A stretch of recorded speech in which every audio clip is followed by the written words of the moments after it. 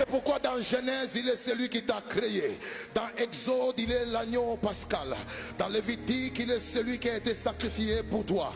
Dans Nombre, il est celui qui connaît chaque tribu nom par nom. Dans Deutéronome, il est celui qui est le prophète du peuple. Et dans Josué, il est celui qui t'amène de l'esclavagisme vers la terre promise. Dans Juge, il est le grand conquérant. Dans 1 Samuel et 2 Samuel, il est celui qui appelle les gens dès l'enfance. Et dans 1 roi et 2 rois, il est celui qui te donne la victoire sur les ennemis qui t'ont écrasé autrefois. Dans 1 Chronique et 2 Chroniques, il est le grand archiviste.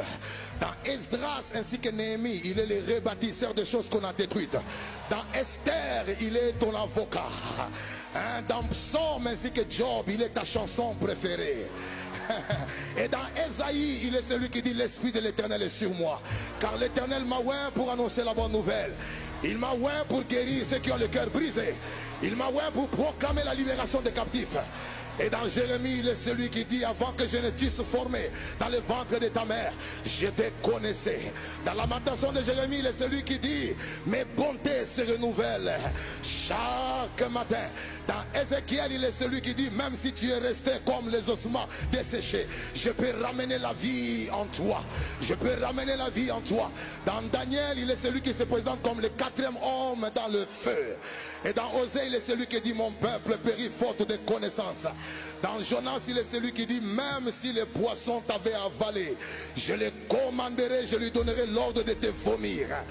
Et dans Habakkuk, il est celui qui dit même lorsque la prophétie tarde, attends-la car elle s'accomplira. Dans Joël, il est celui qui dit dans les derniers temps, je répandrai de mon esprit sur toute chair. Les jeunes filles prophétiseront, les jeunes gens auront des visions et les vieillards auront des songes. Et dans Malachie, il est celui qui dit vous verrez de nouveau la différence entre ceux qui me servent et ceux qui ne me servent pas. Dans Matthieu, il est celui qui se présente comme le roi. Dans Marc, il est celui qui se présente comme le Dieu des miracles. Et dans Luc, il est celui qui se présente comme le médecin. Ah oui, et dans Jean, il est celui qui se présente comme la gloire révélée de Dieu. Dans Actes des Apôtres, il est celui qui descend par le Saint-Esprit. Et dans Romains, il est celui qui dit je n'ai point honte de l'évangile, car l'évangile est une puissance qui sauve. Dans 1 Corinthiens, 2 Corinthiens, il est celui qui te donne la grâce de vivre l'enlèvement au son de la trompette.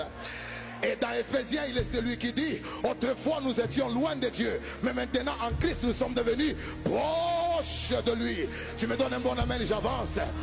Dans Jacques, il est celui qui dit humilie-toi sous la main puissante de Dieu et il t'élèvera au moment convenable.